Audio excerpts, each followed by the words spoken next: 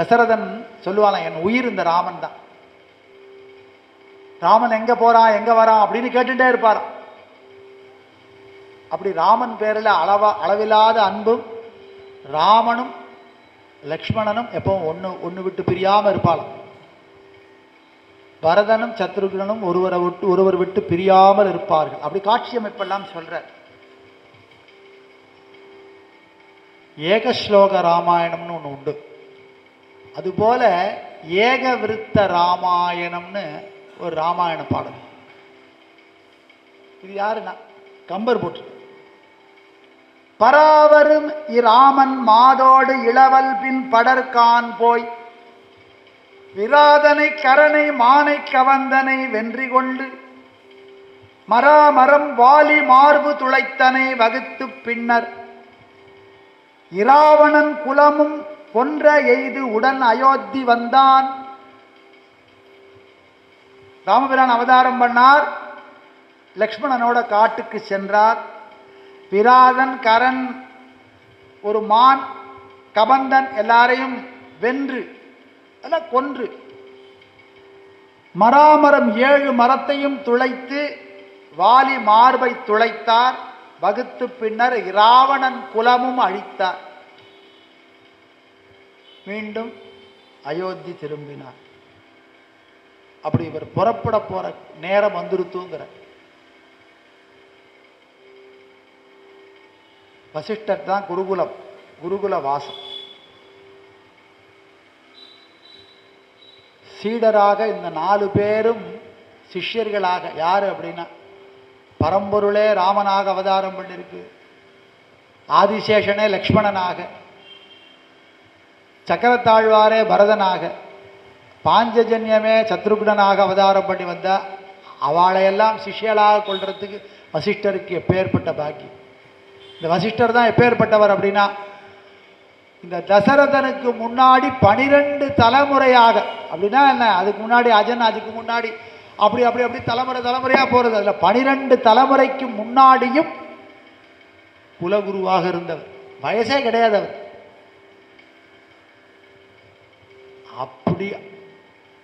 அப்படியாப்பட்டவர்கிட்ட குலகுருட்ட குருகுல வாசம் பண்ணி படிக்கிற பாக்கியம் அவளுக்கு கிடைச்சதுன்னு சொல்லி பாடுறோம். அப்படிப்பட்ட பாக்கியம் பண்ணியிருக்கா இந்த 4 குழந்தைகள். அந்த சந்தர்ப்பத்தில் தான் ஒரு நாளைக்கு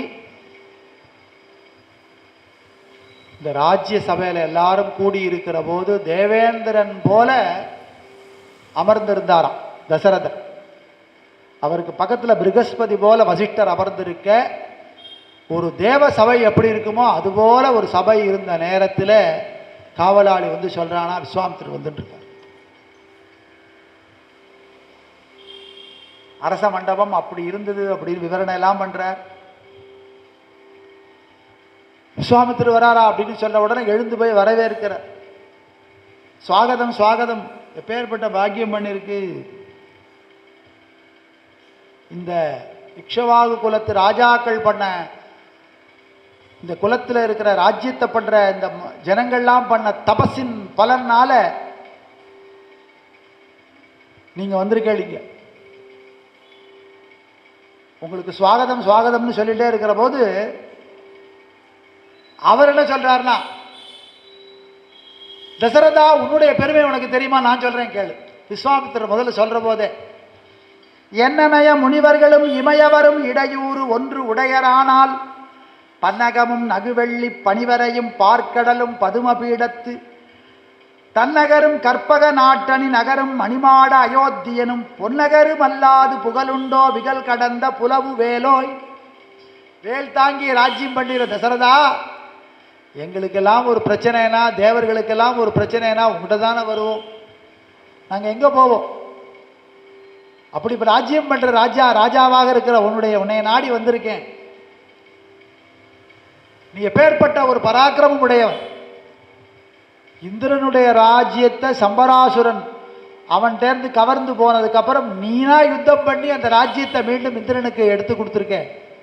இந்திரனுக்கு மீண்டும் ராஜ்யம் கிடைச்சது உன்னுடைய பராக்கிரமத்தினால் அப்படின்னு நிறைய பாடல்கள் எல்லாம் சொல்லி நான் செய்ய வேண்டிய பணி என்னன்னு கேட்கிற தசரதன். உங்களுக்கு நான் என்ன பணி பண்ண? இது வரைக்கும் இவர் ராமனை பார்த்ததில்லை.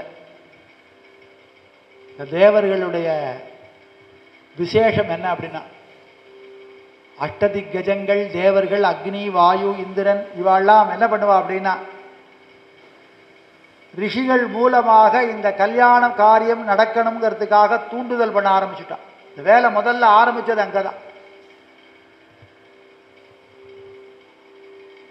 நான் பண்ற யஜ்யத்தை காக்கிறதுக்காக எனக்கு நீ சகாயம் பண்ணணும்னு கேட்கல. தருவடத்துள் யான் இயற்றும் தகை வேள்விக்கு இடையிறா தவம் செய்வோர்கள், நான் பண்ற தபசுக்கு இடையூறு பண்றதுக்காக ராட்சசாலாம் கூடி இருக்கா. இந்த யாக ரட்சணம் பண்ணணும். வெறுவர சென்றடை காம வெகுளியன நிருதரிடை விலக்கா வண்ணம். அப்படி இந்த யஜ்யத்துக்கு என்னென்ன இடையூறு உண்டோ அத்தனையும் பண்ற ராட்சசர்களை விரட்டுறதுக்கு, அவளாம் ஒழிச்சு கட்டுறதுக்கு. யாருன்னா, செருமுகத்து காத்தியன நின் சிறுவர் 4வரினும், உனக்கு 4 பேர் குழந்தைகள், அதில 4வரினும் கரிய செம்மல் சாமளமேனி உடைய ராமச்சந்திரமூர்த்தி, அவன் அனுப்பு என்னோட. கரிய செம்மல் ஒருத்தனை தந்திடு, அவனை என்னோட அனுப்பு அப்படின்னு ஒரு வாக்கியம் சொன்னார். அந்த வாக்கியம் எப்படிப்பட்டது, எப்படியா இருந்தது தசரதருக்கு அப்படின்னா, தசரதரோட உயிரை வாங்கிறது போல இருந்ததுன்னு சொல்ற. என்று உயிர் இறக்கும் கொடும் கூற்றினை உளையச் சொன்னான். இப்ப எப்படி இருந்துதான், உயிர் கேட்கறது போல இருந்துதான். கண்ணே இல்லாதவன் ஒரு கண் பெற்றான், கண் பார்வை வந்தது. அப்படி கண் பார்வை வந்தவன்ட்ட கண்ணை கேட்டா எப்படி இருந்ததோ அது போல இருந்தது. இந்த ஊமானம் சொல்றார் கம்பர். கண்ணில்லாதவன் கண்ணொளி பெற்றான், அந்த கண்ணொளி பெற்றவன்ட்ட உன் கண்ணை எடுத்து எனக்கு கொடுன்னு ஒருத்தன் கேட்டா எப்படி இருக்குமோ அது போல இருந்தது. பல்லாயிரம் ஆண்டுகள் அரசு செய்தவனுக்கு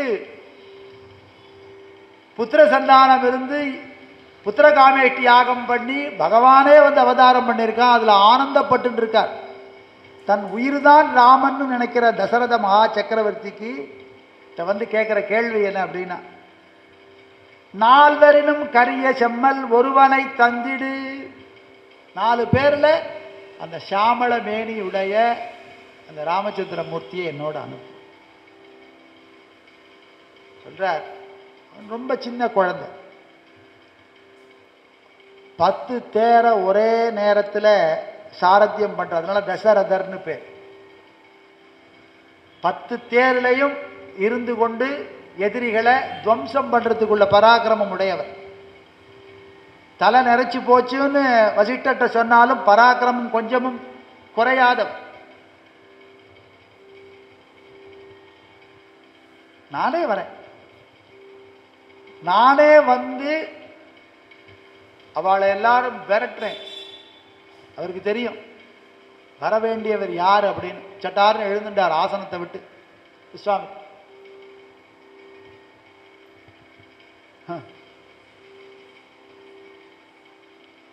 வசிஷ்டர் உனக்கு குலகுருவா இருந்தும் உனக்கு இன்னும் நிதானம் வரல, ஏமாற்றத்தை வெளிப்படுத்துறார். நான் தான் பெற வந்தது தனக்கு கிடைக்கலைங்கிற ஒரு ஏமாற்றம், அதனால கடும் கோபம். அப்படி எழுந்துட்டார்னு உடனே வசிஷ்டர் தசரதர்ட்ட போய் சொல்றார், உன் புத்திரனுக்கு கிடைத்தற்கரிய பலன்களை கொடுக்கிற சஸ்திரங்களை எல்லாம் அனுகிரகம் பண்றதுக்காக வந்திருக்கார். இது வேண்டான்னு நீ சொல்லுவியா? சொல்லாது. இது உன் புத்திரனுக்கு கிடைக்கிற ஒரு பாக்கியம், அது வேண்டான்னு சொன்னார். நின் மகற்கு உறுத்தலாக உறுதியை இது நாள் மறுத்தியோவென வசிஷ்டன் கூறுவான். கருத்தமா முனி கருத்தை உண்ணி நீ பொருத்தி என்று அவர் புகன்று நின் மகற்கு உறுத்தலாக அல்லா உறுதி செய்து நாள் மருத்தியோவெனா வசிஷ்டன் கூறுவார். உன் புத்திரனுக்கு பெரிய பாக்கியம் கிடைக்க போறது. மழை காலத்தில் வெள்ளம் பெருகி அந்த ஆற்று நீர் கடலை போய் சேர்ந்துடும். அதுபோல செய்த புண்ணியத்தின் பலனால பெரிய பலன்களை எல்லாம் உன் மகன் பெரும் காலமானது வந்தாச்சு. இப்போ எத்தனையோ லட்சம் கன அடி தண்ணீர் போயின்னு இருக்கான் கொள்ளிடத்தில். இதில் 2 லட்சம் கன அடிங்கிறா. கோதாவரியில் 8 லட்சத்திலேருந்து 12 லட்சம் கன அடி தண்ணீரானது சமுத்திரத்தை நோக்கி போயின்னு. இந்த பாடல்கள் பாடிண்டு அதை அனுபவிக்கிற நேரத்தில் இன்னைக்கு எங்கே பார்த்தாலும் மழை. எப்படி சமுத்திர ஜலமானது கடையில கொண்டு போய் அடையுமோ அதுபோல புண்ணியத்தின் பலனால பெரிய புண்ணியங்களை எல்லாம் ராமபிரான் பெரும் காலம் வந்தாச்சு. அந்த புண்ணியம் அவனை வந்து சென்றடையக்கூடாதுன்னு நினைக்கிறியா? அஸ்திர சஸ்திர வித்தைகளை எல்லாம் அடையும் நேரம் வந்தாச்சு, தடுக்காதே. குரு சொல்லிட்டாருன்னா தசரதர் மறுவார்த்தை பேசல் இருந்து வணங்கி ராமனை அனுப்புறதுக்கு தயார்னு மனசு நினைச்சு ராமனை கூப்பிடுன்னு சொல்ற போது ராமனோட அவனுக்கு நிழலாக லக்ஷ்மண பெருமாளும் இளையவளும் வந்து சேர்ந்தார். எப்படி ஒரு சரீரத்துக்கு நிழல் இருக்கிறது போல முதல் சம்பவத்திலேயே முதல்ல கூப்பிட்டு ராமா அப்படின்னு கூப்பிடுற போதே ராமனும் லக்ஷ்மணனும் தான் வந்தார். பல ராம் பக்தாளுக்கு ராம லக்ஷ்மணாளாக வந்து சகாயம் பண்ணியிருக்கான் பகவான். மனுஷ ரூபந்தான் இருக்கும், ஆனால் ஒருத்தராக வரமாட்டான், 2 பேராக வருவான். ஏதாவது துயரத்தில் இருக்கிற ராம பக்தாளை கேட்ட எல்லாம் தெரியும், அவள் அனுபவத்தெல்லாம் சொல்லுவாள். ஒரு 2 மாமா வந்தார், 2 பசங்க வந்தாங்க, 2 தாத்தா வந்தா எனக்கு இது ஹெல்ப் பண்ணா அப்படின்பா. அந்த 2 தாத்தா யாருன்னா அவள் ராமலக்ஷ்மணா தான். அப்படி எடுத்துக்கணும். ஏன்னா அந்த ராமாயணம் மகாபாரதம் இதெல்லாம் படிக்கிற போது நமக்கு என்ன பாவம் வரணும்னா மனுஷாலா வந்து நமக்கு சகாயம் பண்றது எல்லாம் பகவான் குருநாதா அப்படிங்கிற மனநிலை நமக்கு ஏற்படும்.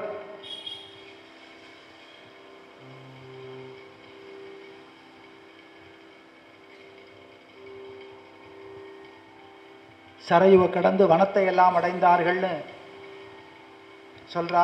எப்படி நடந்து போனாங்கிறதையும் சொல்ற.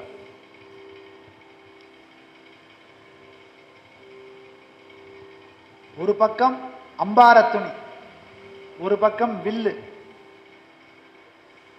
முன்னாடி ரிஷி போறார், பின்னாடி 2 குழந்தைகளும் போற. வென்றி வாழ்புடை விசித்து மெய்மை போல் என்றும் தேய்வுரா துணியா திரு குன்றம் போன்று உயர் தோளில் கொற்றவில்.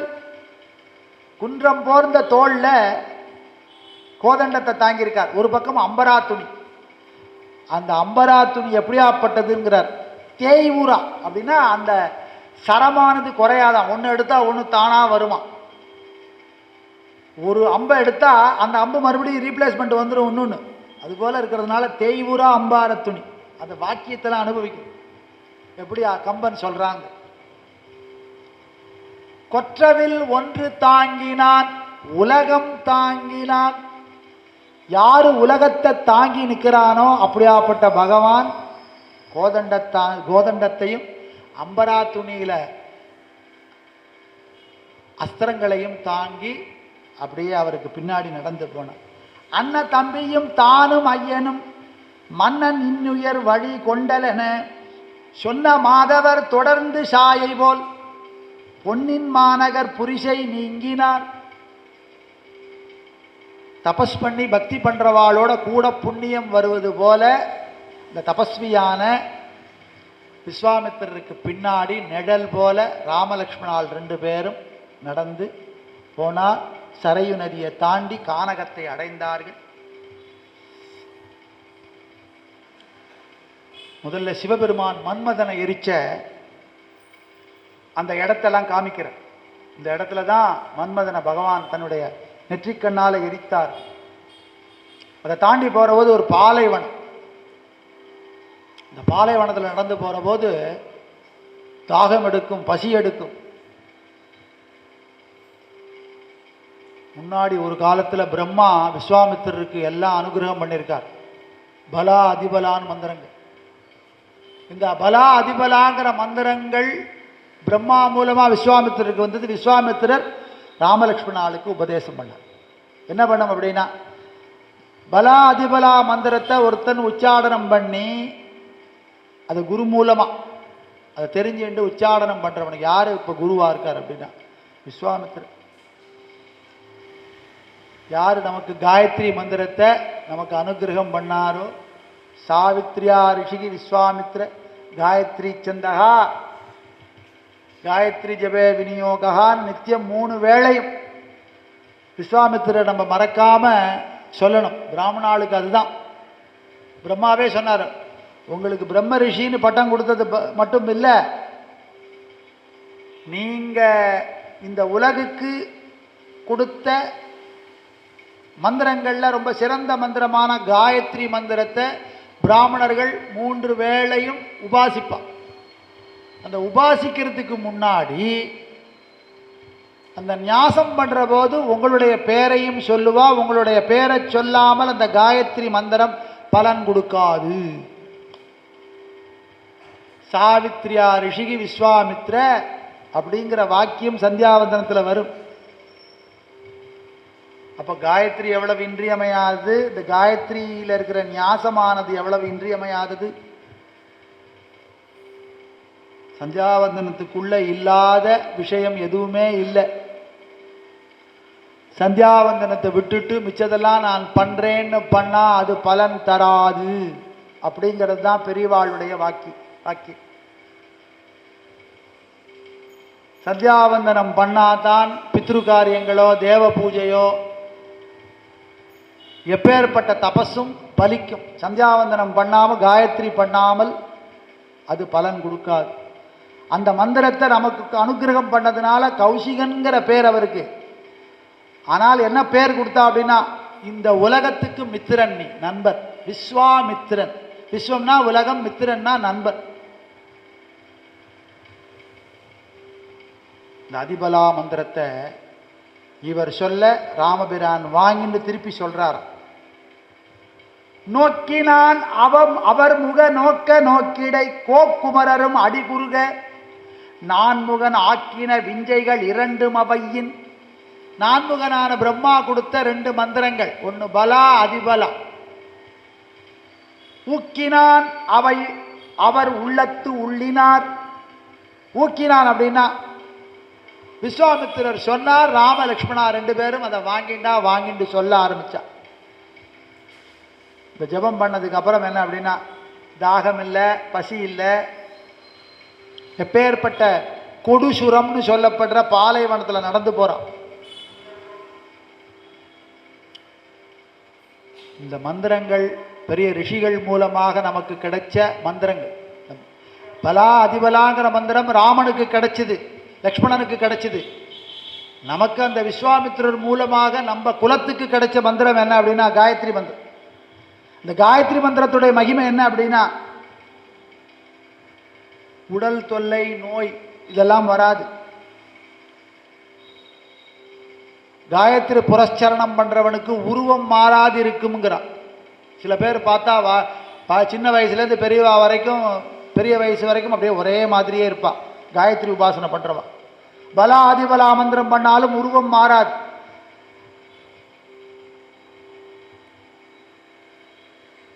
இதை ஒரு தடவை உபாசனை பண்ணவன தூக்கத்தில் இருந்தாலும் ஜெயிக்க முடியாது. பலா அதிபலா மந்திரத்தை ஜபம் பண்ணவன் தூக்கத்தில் இருந்தா கூட அவனை ஒன்றும் ஜெயிக்க முடியாது. இதை உபாசனை பண்றவன் மாதிரி பராக்கிரமசாலி, அவனை எதிர்த்து யாரும் நிற்க முடியாது. இவரை ஜெயிக்கிறதுக்கு மூவுலகிலையும் யாரும் கிடையாது. பகவான் தான் அவதாரம் பண்ணி மானுட வேடம் கொண்டு மாயை பண்ணியிருக்கான். மாயா மானுஷ ரூபினவ் ரகுவரவ் அப்படிதான் சொல்றார் துளசிதாசர். மாயா மானுஷ ரூபம் தாங்கி ராமச்சந்திரமூர்த்தி வந்திருக்கான். அந்த மாயா மானுஷ ரூபம் தாங்கி வந்தாலும் ஒரு ரிஷி மூலமாக அந்த மந்திரத்தை உபதேசம் வாங்கி பாலை நிலம் அப்படியே குளிர்ந்ததுங்கிற பாலை நிலமானது அப்படியே மாறி போயிடுது. இந்த மந்திரத்தை உச்சாடனம் பண்ண உடனே பாலைவனமே எப்படி ஆயிடுச்சுன்னா சோலை போல ஆயிடுதான். தாகம் இல்லை, பசி இல்லை. ஏன் இதெல்லாம் பாலை நிலமா இருக்கு, சுற்றி வர எல்லாம் தோட்டம் மாதிரி இருக்க, துறவு மாதிரி இருக்க, இது மட்டும் என்ன அப்படின்னா அவர் தான் சொல்றார். தாடகைன்னு ஒரு ராட்சசி இருக்கா, அவ தான் இந்த யஜ்யத்துக்கு இந்த ஏரியா எல்லாத்தையும் டாமினேட் பண்ணிட்டு யாரும் வரக்கூடாது, எந்த உயிர்கள் வந்தாலும் எல்லாத்தையும் திங்கிறதுக்கு தயாரா ரெடியா இருக்கா.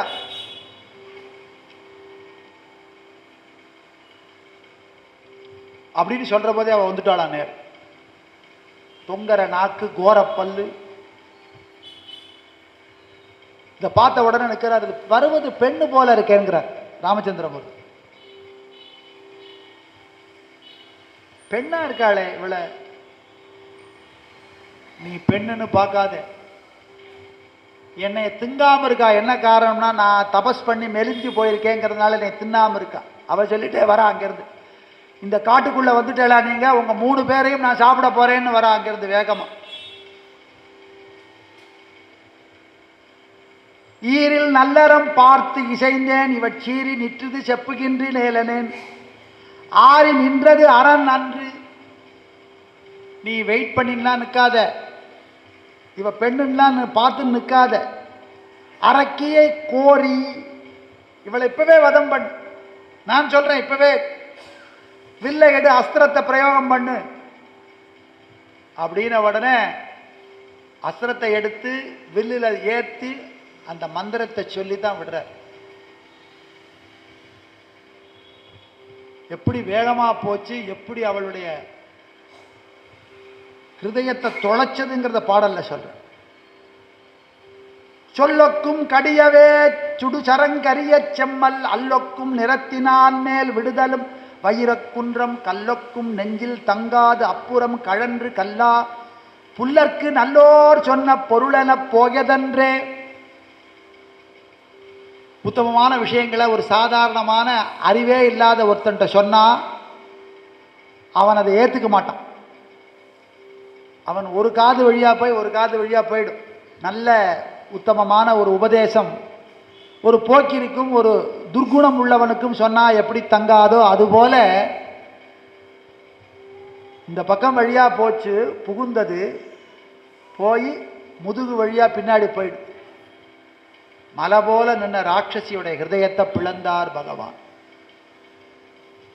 இடி போல விழுந்து மாண்டாள் அப்படின்னு காகுத்தன் அப்படின்னு சொல்லப்படுற ககுப்தன் அப்படின்னு ராஜா வழியில வந்த ராமச்சந்திரமூர்த்தியுடைய முதல் கன்னிப்போரில் தாடகை தான் வதம் பண்ணப்பட்டான். காடே ரத்த வெள்ளமாய் கடந்துதான், தேவர்கள் எல்லாம் பூமாறி பொழிந்தார்கள். அந்த நேரத்திலேயே விஸ்வாமித்திரர் உனக்கு அனுகிரகம் பண்றேன்னு திவ்யாஸ்திரங்களை அந்த இடத்திலேயே கொடுத்தார்னு சொல்ற. தாடக வதம் ஆன உடனே அங்கே திவ்யாஸ்திரங்களை கொடுக்கிறார். அதை தாண்டி போறா, திருவிக்கிர அவதாரம் பண்ண திவ்ய சித்தாசிரமத்தை தாண்டி போற, போய் யாகம் பண்ற இடம் வந்தது. ராட்சசாலாம் வரப்போறா அப்படின்ன உடனே சரக்கூடம் அமைக்கிறது, அம்பாலேயே கூடம் அமைக்கிறது. விஸ்வாமித்திரர் பார்த்து திகைச்சு போறார். வந்திருக்கிறவர் சாதாரணமானவரா?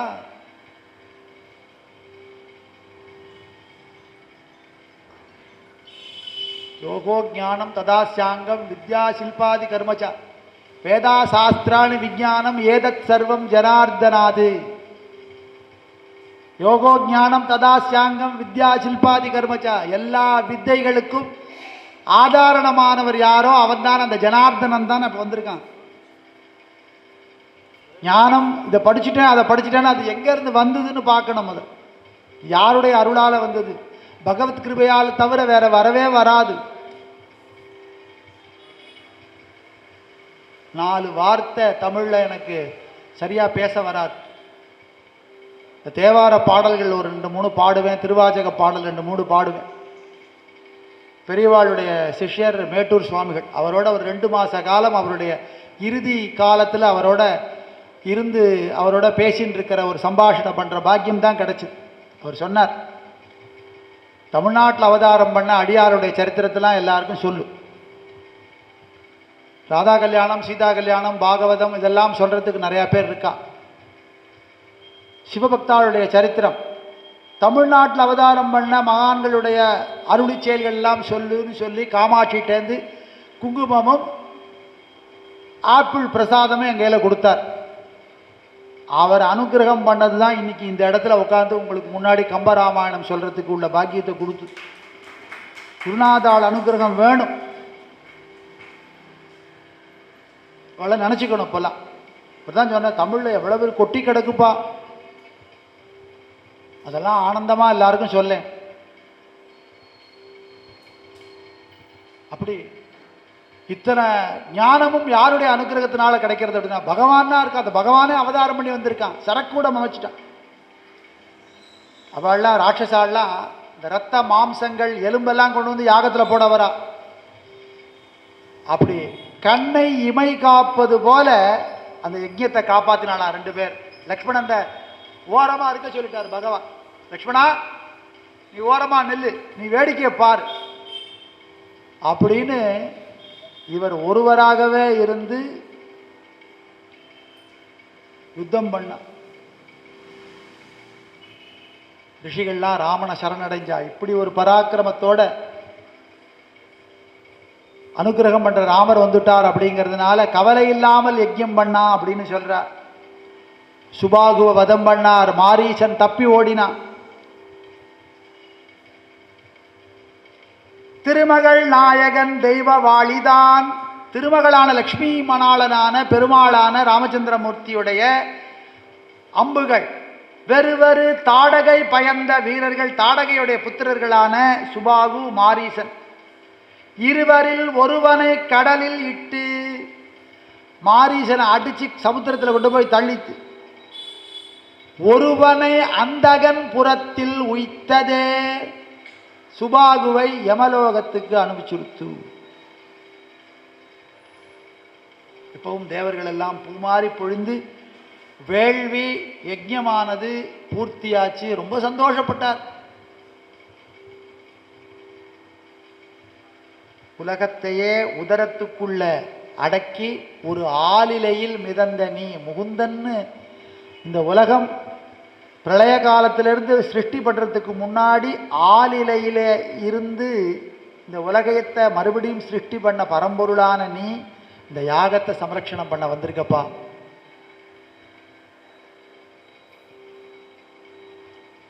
நீ மேலும் செய்யறதுக்கு பெரிய ஒரு காரியம் இருக்கு, நீ என்னோட வா.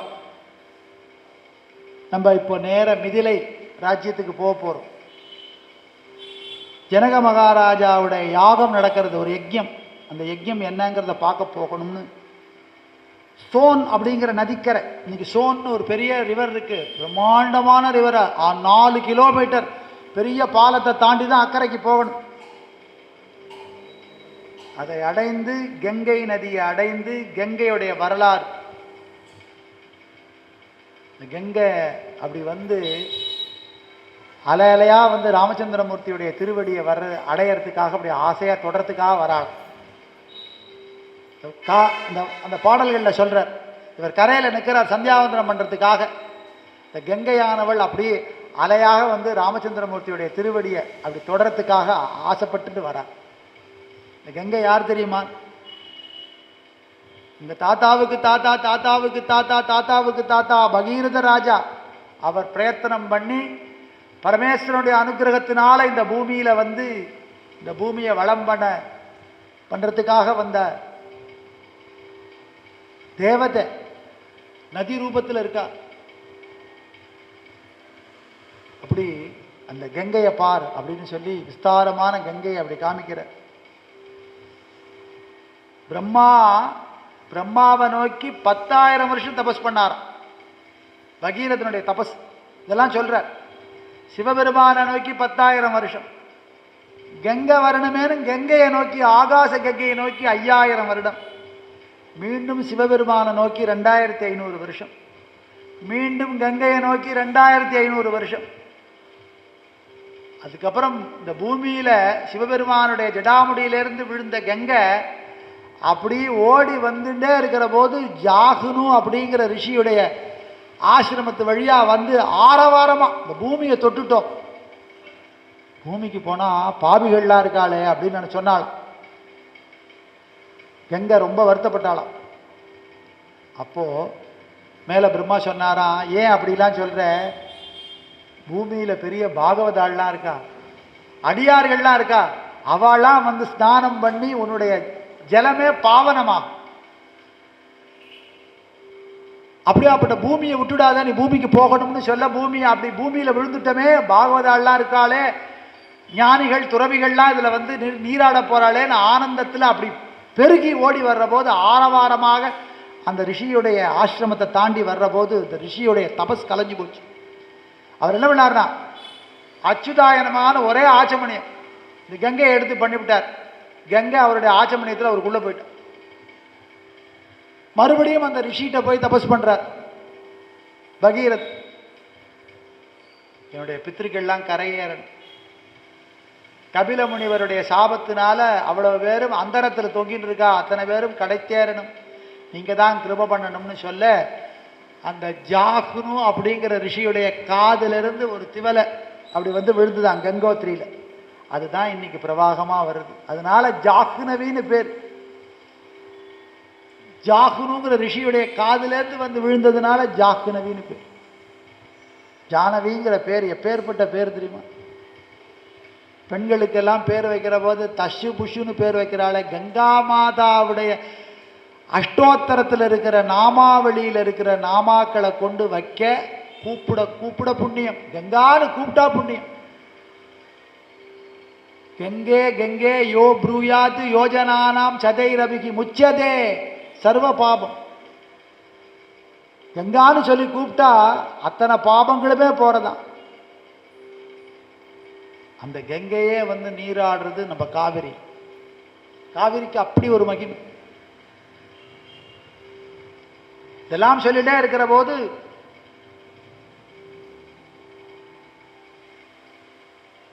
கௌதமருடைய ஆசிரமம், அது ஆசிரமம் மாதிரி இருக்கே, ஆனா ஒன்றும் ஆக்டிவிட்டிஸே காணுமே, யாருமே ஜனங்களே இல்லையே அப்படின்னு எல்லாரும் பேசிண்டே வர்ற போது, யார் இந்த இடம், இது யாரோடது? ராமபிரானுடைய அப்படி திருவடி துகளானது அந்த இடத்துல பட்ட உடனே இந்த கல்லுருவத்தில் இருந்த அகலிகை பெண்ணாக எழுந்தாள்.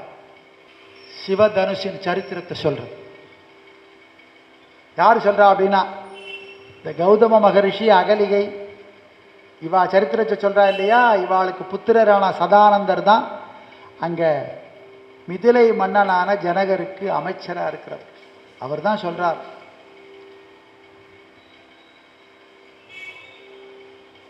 ராமச்சந்திரமூர்த்தியுடைய பராக்கிரமத்தை பத்தி தெரிஞ்சுக்கணுமா, ஜானாதி ராம தவநாம ருச்சி மகேஷ, ஜானாதி கௌதம சதி சரண பிரபாவம், ஜானாதி தோர்பல பராக்கிரம ஈஷசாபே, ஜானாத்யமோத படுபான கதிம் பயோதிகி. ராமாயணம் முற்றுப்பட்டதுக்கு அப்புறம் ராமனுடைய விசேஷம் என்னன்னுங்கிறதெல்லாம் பாடம். சில முன்னும் பின்னும் விஷயம் இருந்தாலும் ராமன் விஷயமா தான் நம்ம பார்க்குறோம். ஏன் பின்னாடி சொன்ன விஷயத்தை முன்னாடி சொன்னேன்னு சொல்லக்கூடாது. ஏன்னா ஸ்லோகங்கள் வந்து முன்னாடியும் பின்னாடியும் அந்த சுவை கூட்டுறதுக்காக நம்ம உபன்யாசத்தில் சொல்கிறோம். ராமனுடைய நாம ருச்சியை யார்கிட்ட கேட்டால் தெரியும் அப்படின்னா, காசியில் இருக்கிற பரமேஸ்வரன்ட்ட கேட்டால் தான் ராமனுடைய நாம ருச்சி என்னன்னு தெரியும். விருந்த ஜடாமுடியுடைய காசி க்ஷேத்திரம் அப்படின்னு சொல்லப்படுற சதா ருத்ரபூமின்னு சொல்லப்படுறது, எப்பவுமே ருத்ரபூமியாக சொல்லப்படுற இடம்.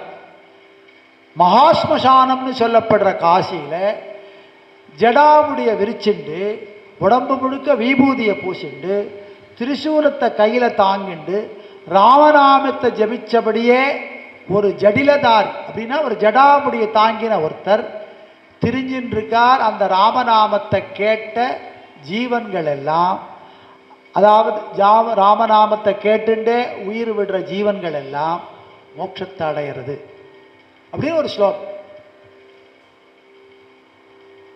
அப்படியாப்பட்ட ராமநாமத்துடைய மகிமை யார்கிட்ட கேட்டால் தெரியும்? பரமேஸ்வரன்ட்ட கேட்டால் தான் தெரியும். ஜானாதி கௌதம சதி சரண பிரபாவம். கௌதம மகரிஷியுடைய பத்தினியான அகல்யிட்ட கேட்டால் தான் தெரியும் ராமபிரானுடைய திருவடியில் இருக்கிற துகளுடைய மகிமை என்னன்னு தெரியும். இந்த பிரபாவம் யாருக்கு தெரியும்னா, எத்தனையோ யுகம் யுகமாக கல்லாக இருந்து என்னைக்கோ ராமன் வரப்போறான் ராமன் வரப்போறான்னு அப்படி வெயிட் பண்ணிட்டு இருக்கா இல்லையா? என்னைக்கு வரப்போறான், இந்த கல்லுருவம் மாறும், மீண்டும் இந்த சாபம் போகும், பாவம் போகும். ரிஷி பத்தினிகளுடைய விஷயத்தில் புராணங்களில் தவறாக சொன்னாலும் சொல்லப்பட்டாலும் இதிகாசங்களையும் புராணத்தையும் சொல்றவா அந்த விஷயத்தில் மேடையில் சொல்லாமல் இருக்கிறது தான் சிரேஷ்டம். ஏன்னா அகலிகை அப்படிங்கிறவளை நித்தியம் நம்ம மனசில் நினச்சிக்கணும்னு இருக்கு. காலையில் எழுந்த உடனே இந்த பதிவிரதைகளுடைய பேரில் இந்த அகலிகையுடைய பேரும் இருக்கு. ஏதோ உபன்யாசத்தில் ஒரு மலிவான விஷயத்தை சொன்னால் எல்லார் மனசும் அதில் போகுங்கிறதுக்காக அந்த ரிஷி பத்தினியுடைய புராணத்தில் அப்படியே சொல்லப்பட்டிருந்தாலும் அவளுடைய பெயரை கெடுக்கிற மாதிரி ஒரு சம்பவத்தை சொல்லி பேசுறது அப்படிங்கிறது தவறு. சாபம் கிடைச்சது, தவறுக்கு சாபம் கிடைச்சது. அந்த சாபத்தை நிவர்த்தி பண்ணவர் யார் அப்படின்னா ராமச்சந்திரமூர்த்தி. அந்த பிரபாவம் யாருக்கு கிடைச்சது அப்படின்னா ராமச்சந்திரமூர்த்தியுடைய திருவடி மகிமை யாருக்கு தெரியும்னா அகல்யைக்கு தான் தெரியும். ஜானாதி தோர்பல பராக்கிரம ஈஷாபே. இந்த ராமனுடைய பராக்கிரமத்தை, இவனுடைய வலிமை இவ்வளவுதான்னு, இவ்வளவு பெருசு, இவ்வளவு மகிமையானது அப்படின்னு சொல்றதுக்கு யாரும் இல்லை. வாலி இருந்துட்டு சொல்லிட்டு போகல, ராவணேஸ்வரன் இருந்து சொல்ல முடியல, கும்பகர்ணன் சொல்ல முடியல, அடிபட்டு உயிர் விட்ட மானுக்கும் சொல்ல முடியல. ஆனால் ஒன்று மட்டும் இருக்கான். எது அப்படின்னா சிவதனுஷ். என்னைய வளைச்சு நான் ஈற்ற போது இந்த ராமச்சந்திரமூர்த்தியுடைய பராக்கிரமம் இத்தனைன்னு என்னால் சொல்ல முடியும்னு சொல்லும். ஏன்னா சீதையுடைய பராக்கிரமத்துக்கு சாட்சியாக இருந்தது இந்த சிவதனுஷ். இந்த ராமனுடைய பராக்கிரமத்துக்கும் இன்னைக்கும் சாட்சியாக இருக்கிறது சிவதனுஷ். எங்க அப்படின்னா, எங்க அந்த சாட்சி இருக்குன்னா காவியத்துக்குள்ள. சிவதனுஷ் நம்மள்ட்ட பேசுமா அப்படின்னு நமக்கு அவ்வளவு சக்தி கிடையாது. ஆனால் எங்கே இருக்கு அப்படின்னா காவியத்துக்குள்ள. ஜானாதி தோர்பல பராக்கிரம ஈஷ சாபே. ஈஷ அப்படின்னா பரமேஸ்வரன், சாபம்னா வில்லு. ஜானாதி அமோத படுபான கதிம் பயோதி. ராமனுடைய அம்புடைய பராக்கிரமம் எப்பேற்பட்டது அப்படின்னு யாருக்கு சொல்ல முடியும்? இந்த ராமனுடைய அம்பு நம்ம மேலே பட்டால் நம்மளுடைய 7 கடலும் வற்றி போயிடும்னு பயந்து போன சமுத்திரராஜன் பயோதி, அவனால தான் சொல்ல முடியும். இது பின்னாடி வரப்போகிறது. ஆனாலும் ராமனுடைய நாமத்துடைய விசேஷம், ராமனுடைய திருவடி மகிமை, அவனுடைய பராக்கிரமம், அவனுடைய அம்புடைய விசேஷம், இத்தனையும் இந்த ஸ்லோகத்தில் 4 வரியில் சொல்லிட்டார். ராமாயணத்தில் நடந்த நிகழ்வை வச்சு. அப்படி அந்த சிவதனுஷுக்கு தான் தெரியும் இவர் எப்பேற்பட்ட பராக்கிரமசாலி அப்படின்னு. இப்படி சொல்லிட்டே இருக்கிற போது ஜனக மகாராஜா வராரா. அவரோ பிரம்ம ரிஷி. அவர்கிட்ட இன்ட்ரோடியூஸ் பண்ணி வைக்கணுமே, இவர் யாரு அப்படின்னு. தசரதரோட புத்திரன் அப்படின்னு சொன்னா பல மனைவிகளை உடைய ராஜாவுக்கு புத்திரன் அப்படிங்கிற ஒரு எண்ணம் ஜனகருக்கு ஏற்பட்டுருமோ? நம் பொண்ணை கல்யாணம் பண்ணிக்கிறதுக்காக ஒருத்தர் வரார், அவர் வில்ல பார்க்க போகிறார், அவர் வில்ல வளைக்க போகிறாருங்கிறது விஸ்வாமித்திரருக்கு தெரியும். ஆனால் இவரை இன்ட்ரடியூஸ் பண்ணி வைக்கிற போது என்ன அப்படின்னா, தன்னோட வந்து காட்டுக்கு வந்து யாக ரட்சணத்துக்காக வந்து தாடகையை வதம் பண்ணி சுபாகு மாரீசன் எல்லாம் வதம் பண்ணி தன்னுடைய திருவடி பெருமையால் அகலிகைக்கு உருவம் கொடுத்த பகவான் பரம்பொருள் வந்திருக்கார். ஆனால் அவர் தசரதருக்கு புத்திரன்னு சொன்னால் இவருக்கு ராமனை பற்றின வேறு விதமான கல்பிதம் வந்துருமோ அப்படிங்கிற மனநிலை இருந்ததாக ஒரு காட்சி அமைப்பு பண்ணுறார் கம்பர். ராமன் வந்திருக்கான், இவ யார் தெரியுமா? திரையோடும் அரசு இறைஞ்சும் செறி கழல் கால் தசரதனாம். வெண்குடைக்கு கீழே அத்தனை ராஜ்யத்தையும் பண்ற சக்கரவர்த்தி திருமகன். சக்கரவர்த்தி திருமகன் பொறையோடும் தொடர் மனத்தான் புதல்வர் எனும் பெயரேகான். இவனை நீ போய் கேள, இவன் என்ன சொல்லுவான்னு, தசரத ராமன். உன் பேர் என்னப்பான்னு கேட்டா ராமன்னு சொல்ல மாட்டான், தசரத ராமன். தாசரதி தசரத ராமன் அப்படின்னு தன்னை தோப்பனார் பேரையும் சேர்த்து சேர்த்து சொல்லுவான்ப்பா இவன். உறைவோடும் நெருவேலோய், கையில வேல் தாங்கி இருக்கிறவனே யுத்தம் பண்ண வேண்டிய அவசியம் இல்லாதவன். யாரு? ஜனகர்.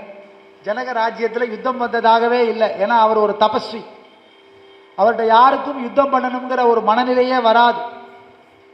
உறைவேடும் நெடுவேலாய் உபநயன விதி முடித்து மறை ஓதுவித்து இவரை வளர்த்தானும். இவனுக்கு பூணல் போட்டு மந்திரோபதேசம் பண்ணி, ராமன் சத்திரியனாச்சு, அவனுக்கு பூணல் உண்டானா. சத்திரியாளுக்கு பூணலும் உண்டு, சந்தியாவந்தனமும் உண்டு, காயத்ரியும் இருந்திருக்கு. உபநயன விதி முடித்து மறை ஓதுவித்து இவரை வளர்த்தானும் வசிஷ்டன்கான். அப்பா தசரதராக இருந்தாலும் இவன் யார்கிட்ட குருகுல வாசம் பண்ணியிருக்கார் அப்படின்னா வசிஷ்டர்கிட்ட. வசிஷ்டர் எப்பேற்பட்ட பிரம்மனிஷ்டர், அவருக்கு சிஷ்யர். பல மனைவியருடைய தசரதனின் மகன்களானாலும் இவா ரெண்டு பேரும் வசிஷ்டரால வளர்க்கப்பட்டவர்கள். இந்த காலத்தில் என்ன அப்படின்னா, உங்க குரு யாருன்னு கேட்பா. அதனாலதான் குருவுக்கு மகிமை, குருவைத்தான் மகிமை பண்ணணும்னு இருக்கு. யாரை பிரகாசம் பண்ணணும்னா தன்னைய முன்காட்டிக்க மாட்டா. தன்னுடைய குரு யாரோ அவருடைய சிஷ்யன் நான் தான் சொல்லுவா. எப்படி தசரத ராமன் சொன்னானோ அதே போல வசிஷ்டருடைய சிஷ்யன் ராமன் சொல்லிக்கிறதுல தான் பெருமை. இப்படி இன்ட்ரடியூஸ் பண்ணிட்டே இருக்கிற போது சதானந்தருக்கு தன்னுடைய தாயார் இவருடைய திருவடி துகள்பட்டு உருவம் எடுத்து வந்துட்டாருங்கிறத தெரிஞ்ச உடனே அவருக்கு ஆனந்தமாச்சு. வந்தவர் பகவான் தான், ஸ்ரீமன் நாராயணன் தான் வந்திருக்கான். அவன் தான் சீதையை கைகொள்ள போறான், சிவதனுஷை இவன் தான் முறிக்க போறான்ங்கிறத தெரிஞ்சதுனால விஸ்வாமித்திரர்கிட்ட சொல்லி இந்த சிவதனுவை முதல்ல காமிக்கணும், தனுஷை காமிக்கணும்னு கூட்டிட்டு வரார். கூட்டிட்டு வந்த உடனே அப்படி விஸ்வாமித்திரர் தன்னுடைய கண்ணால அப்படி ஒரு பார்வை பார்க்கிறார் ராமச்சந்திரமூர்த்தி. எழுந்துரு. பகவான் எழுந்துன்னா எழுந்த போது எப்படி எழுந்தான்னு சொல்றார் கம்பர் அப்படின்னா, 7 நாக்கு உடைய அக்னியானது நெய்ய ஆகூதியா விட்ட உடனே எப்படி ஜிவ்வுன்னு எழுந்திருக்குமோ, அது ஹோமம் பண்ணி பார்த்தவாளுக்கு தான் தெரியும். ஹோமத்தில் அப்படி நெய்யை அப்படி விட்ட உடனே, அப்படி ஆகுதி விட்ட உடனே அப்படி ஜிவ்வுன்னு எழுந்திருக்கும் மேலே. அதுபோல ஐயன் எழுந்தான்னு. எழுந்து வில்லை எப்படி எடுத்தானா, சீதாதேவிக்கு மணமாலை சூடுறதுக்கு எடுக்கிற மணமாலையை எடுக்கிறது போல வில்லை எடுத்தான். ஓமானம் சொல்ற வில்லையே முறிக்கல, அதுக்குள்ள மணமாலை எடுத்தது போல வில்லை எடுத்தான். தடுத்து இமையாமல் இருந்தவர் தாளில் மடுத்ததும் நான் முதிவைத்ததும் நோக்கார். வந்தான், வந்து அப்படி இடது கையால் அப்படி சிவதனுசை தூக்கினான். தூக்கி அப்படி கீழந்து நானை எடுத்து அது மேல வச்சான். கடுப்பினில் யாரும் அறிந்திலர். எப்படி நடந்ததுன்னு யாருக்கும் புரியலை. கையால் எடுத்தது கண்டார். கையால் எடுத்தது தான் பார்த்தார். தபால் முறிஞ்சது இற்றது கேட்டார். எடுத்தது தான் பார்த்தார். அப்படி அதை அப்படி மாட்டி அப்படி சிவதனுஷ் யாராலும் வளைக்க முடியாத சிவதனுஷை வளைச்சு நான் மாட்டி அதை முறிச்சார். சிவதனுசு முறிந்தது. ஆஹா, என்ன ஒரு சங்கல்பம் பண்ணிட்டு இருக்கார் ஜனகர். யாரு இந்த சிவதனுஷ நான் ஏத்துறாளோ அவளுக்கு தான் சீதா தேவி ஜானகி ஒரே விழா கோலம் பூண்டதான். ராமன் யார் ராமன் யார்னு அத்தனை பேரும் ஆசைப்பட்டு ராமனை பார்க்க வரார். ராமன் யார் அப்படின்னா ராமனுடைய தோளை பார்த்தவா தோளைத்தான் பார்த்துட்டு இருக்காள். திருவடியை பார்த்தவா அதை மட்டுமே பார்த்துட்டு இருக்காளாம். கையை பார்த்தவா கையே பார்த்துட்டு இருக்காளாம். அவனுடைய விரல்லாம் பார்த்தவா அதையே பார்த்துட்டு இருக்காளாம். அந்தந்த மதத்தில் இருக்கிறவாள்லாம் பரம்பொருள் இப்படித்தான் இருக்கும்னு சொல்லுவா. ஆனால் யாரும் முழுதா பரம்பொருளை அறிந்தவர்கள் இல்லை. அதுபோல ராமனுடைய அப்படி அந்த உருவத்தை அப்படி கண்ணால் பார்த்தவர்கள் முழுசாக பார்த்து அதை ஆனந்தம் பண்ண முடியலை. அப்படி ஒவ்வொரு அங்கமும் ஆனந்தமாக இருந்தது. தோள் கண்டார் தோளே கண்டார், தொடுகழல் கமலமன்ன தாள் கண்டார் தாளே கண்டார், தடக்கை கண்டாரு மக்தே வாழ் கொண்ட கண்ணார் யாரே வடிவினை முடிய கண்டார், ஊழ்வினை கொண்ட சமயத்து அண்ணான் உருவு கண்டாரை ஒத்தார் அப்படின்னு எல்லாரும் பார்த்துட்டே இருக்கா. தசரதருக்கு செய்தி அனுப்பப்பட்டது. தசரதர் வரப்போறார்.